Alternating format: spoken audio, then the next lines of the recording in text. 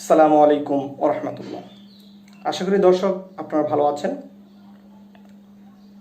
আজকে পবিত্র জুমাবার, সম্ভবত আজকে রাতেই আগামী দিনের রোজা রাখার উদ্দেশ্যে আমাদেরকে সেহরি খেতে হবে।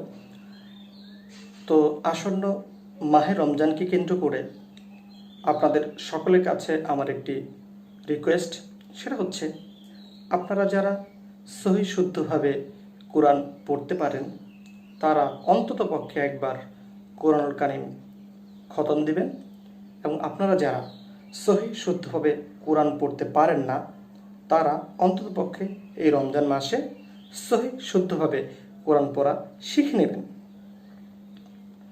তো দর্শক, পবিত্র মাহে রমজানে কোরআন কারীমের যে গুরুত্ব সেটা হয়তোবা বলে শেষ করা যাবে না। পবিত্র কোরআনে আল্লাহ তাআলা বলেন, শাহরু রমাদানাল্লাযী উনজিলা ফীহিল কুরআন। আল্লাহ তাআলা পবিত্র রমজান মাসে এই কোরআনকে নাজিল করেছেন। অপর একটি আয়াতে আল্লাহ তাআলা ইরশাদ করেন, ইন্না আনজালনাহু ফী লাইলাতুল কদর, এবং বলছেন যে কোরআনটা নাজিল করেছেন লাইলাতুল কদর রাতে। সো এর গুরুত্ব অপরিসীম। তো দর্শক, আপনারা যারা আমার চ্যানেলে আজকে নতুন এসেছেন দয়া করে আমার চ্যানেলটি সাবস্ক্রাইব করবেন, এবং সেই সাথে সাথে এই দিনী দাওয়াতটি সবার মাঝে পৌঁছে দেওয়ার জন্য সকলে আমার টিউটোরিয়ালগুলো শেয়ার করবেন। তো দর্শক, চলুন আজকের মশকে চলে যাই। আজকে আমরা যে সূরাটি মশক করব সেটা হচ্ছে সূরাতুল নাস। তো দর্শক, সাথেই থাকুন এবং আমাদের সাথে প্র্যাকটিস করুন। প্রথমে আমরা আস্তে আস্তে আয়াতটা পড়ব, তারপরে আমরা একবারে পড়ব আয়াতটা, যাতে করে আপনাদের সুবিধা হয়। আ'উযু বিল্লাহি মিনাশ শাইতানির রাজীম। বিতাড়িত শয়তান থেকে আল্লাহর কাছে আশ্রয় চাই। বিসমিল্লাহির রাহমানির রাহিম। পরম করুণাময় ও অসীম দয়ালু আল্লাহর নামে শুরু করছি। কুল আ'উযু বিরাব্বিন নাস। এই আয়াতটিতে যে হরফগুলো লক্ষ্য করতে হবে সেটা হচ্ছে, প্রথমে যেটা আসছে উল, কফ। আমি এই কফের উচ্চারণ সম্পর্কে আমি আমার টিউটোরিয়াল 1-এও বলেছি। তো দর্শক, আবারও খেয়াল করুন এটা কিভাবে উচ্চারণ করতে হয়। এই কফ যেটা, এটা উচ্চারণ করতে হবে জিহ্বার শেষ অংশ থেকে।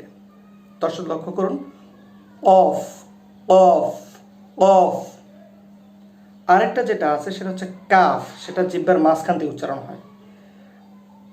বরাবর যে জিনিসটাতে আমরা ভুল করি সেটা হচ্ছে হরফ। কোথা থেকে আমরা কোন হরফটি উচ্চারণ করব, এই উচ্চারণগত সমস্যা আমাদের হয়। তো দর্শক দেখুন, এটা এখানে যেটা আছে সেটা হচ্ছে অফ, জিহ্বার শেষ অংশ থেকে উচ্চারিত হবে। কফ উচ্চারণ হবে ক ই উ, এরকম। আরেকটা যেটা কাফ আছে সেটা উচ্চারিত হবে জিহ্বার মধ্যখান থেকে, মানে মাঝের অংশ থেকে উচ্চারিত হবে। যেমন কাফ কাফ, কা কি কু, এরকম উচ্চারিত হবে। তো দর্শক দেখুন, কুল আ'উযু, এখানে আইন আছে, আমরা আগেই বলেছি আইনটা কিভাবে উচ্চারিত হয়, হলকের মাঝখান থেকে। আইন হা, এই দুইটা হরফ উচ্চারিত হয়, এটা মাখরাজ বলে। আ'উযু, এখানে এক আলিফ পরিমাণ টান দিতে হবে। বিরাব্বিন নাস, এখানে নুনের উপর তাসদিদ আছে। তো দর্শক লক্ষ্য করুন, নুনের উপর তাসদিদ এবং মিমের উপর যদি তাসদিদ থাকে তাহলে নুনের উপর তাসদিদ থাকে বলা হয় নুন মুসাদ্দাদ, এবং মিমের উপর তাসদিদ থাকলে সেটাকে বলা হয় মিম মুসাদ্দাদ। এই দুটোকে একসাথে বলা হয় ওয়াজিব গুন্না। এই গুন্নাটা কিন্তু করতেই হবে, নাকের বাঁশি দিয়ে ধরে রাখতে হবে, 2 হরকত পরিমাণ লম্বা হবে। তো দর্শক দেখুন আমরা কিভাবে এটা উচ্চারণ করি। কুল আ'উযু বিরাব্বিন নাস। দর্শক লক্ষ্য করুন, আমি আয়াতটি আবার তেলাওয়াত করছি। কুল আ'উযু বিরাব্বিন নাস। আয়াতটির অর্থ হচ্ছে, বলুন আমি আশ্রয় গ্রহণ করিতেছি মানুষের পালনকর্তার। পরে আয়াতটি দেখুন, মালিকিন নাস। এই যে এখানে যে কাফটা আসছে, যেটা আমি একটু আগে আলোচনা করেছি, যে কাফটা উচ্চারিত হবে জিহ্বার মাঝখান থেকে। উচ্চারণটা এরকম হবে কা, কি, কু। তো দর্শক ভালোভাবে লক্ষ্য করবেন এই দুইটা, কোনটা কফ আর কোনটা কাফ, কোনটার উচ্চারণ কিভাবে হবে। এখানে একইভাবে নুন আছে, নুনের উপর তাসদিদ আছে। সো এটা ওয়াজিব গুন্না, 2 হরকত পরিমাণ পর্যন্ত নাকের বাঁশি দিয়ে ধরে রাখতে হবে। তো দর্শক লক্ষ্য করুন আবার, মালিকিন নাস। এই আয়াতটির অর্থ হচ্ছে মানুষের অধিপতির। ইলাহিন নাস। একইভাবে আমাদের উচ্চারণ করতে হবে, এবং সিন উচ্চারণ আমরা এর আগেও বলেছি। তো দর্শক আবার লক্ষ্য করুন সিনটা কিভাবে উচ্চারিত হয়, সিন, সিন। দাঁতের সাথে দাঁত লাগিয়ে বাতাস বের করে দিতে হবে। এই আয়াতটির অর্থ হচ্ছে মানুষের মাবুদের। পরে আয়াতটি লক্ষ্য করুন, মিন শাররিল ওয়াসওয়াসিল খান্নাস।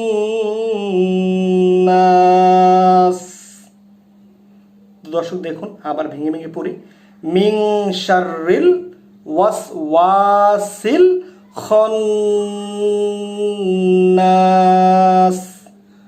ওয়াসওয়াসের এখানে টান দিতে হবে একটু, ওয়াসওয়াসিল খান্নাস। ওয়াজিব গুন্না, 2 হরকত পরিমাণ পর্যন্ত নাকের বাঁশি দিয়ে টান দিতে হবে।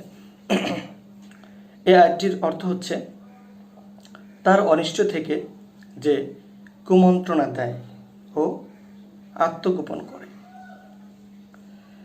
আল্লাযী ইউওয়াসউইসু ফি সুদুরিন নাস। দর্শক লক্ষ্য করুন এখানে কি কি হরফের মধ্যে জানতে হবে এবং দেখতে হবে। আল্লাযী, এখানে টান দিতে হবে, আল্লাহ, রাল, রাল হালকা করে উচ্চারণ করবো আমরা রালটা। আল্লাযী ইউওয়াসউইসু, এই জায়গাটাতে অনেকে ভুল করেন, ইউওয়াস ইসু বলে ফেলেন, কিন্তু এটা কিন্তু ইউওয়াস ইসু বললে অর্থের ভুল হয়ে যাবে, উচ্চারণটা সঠিক হবে না। ইউওয়াসউইসু, ওয়াওটা উচ্চারণ হয় হচ্ছে 2 ঠোঁটের মাঝখান থেকে হালকা একটু ফাঁকা করে আমরা ওয়াওটা উচ্চারণ করি, ওয়াও, উই, উ। তাহলে দর্শক দেখুন উচ্চারণটা হবে কিরকম, ওয়াসউইসু, ওয়াসউইসু, ইউওয়াসউইসু, ইউওয়াসউইসু। ঠিক আছে দর্শক, এটা লক্ষ্য রাখবেন যে আমরা কিভাবে উচ্চারণ করি। তো দর্শক দেখুন আমরা কিভাবে এটি আমরা পড়ি, আল্লাযী ইউওয়াসউইসু ফি সুদুরিন নাস। এখানে শুধু, এখানে টান দিতে হবে, তারপর নুন মুসাদ্দাদ গুণনা করতে হবে, 2 হরফ পরিমাণ সিন আছে, উচ্চারণ করতে হবে সুন্দরভাবে।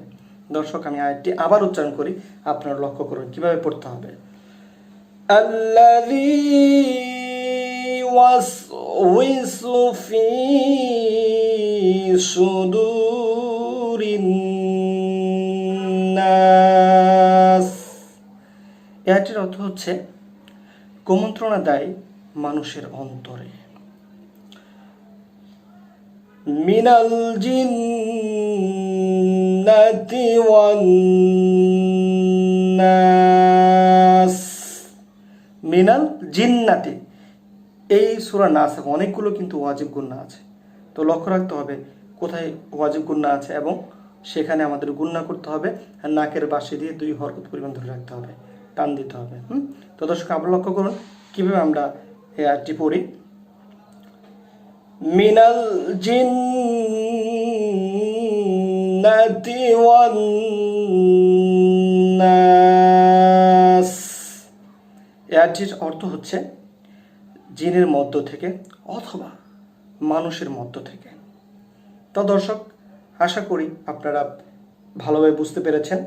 আপনারা যদি বারবার চেষ্টা করেন, মর্ষ করেন, অর্থ বুঝে পড়েন, তাহলে আপনার জন্য খুবই সহজ হয়ে যাবে।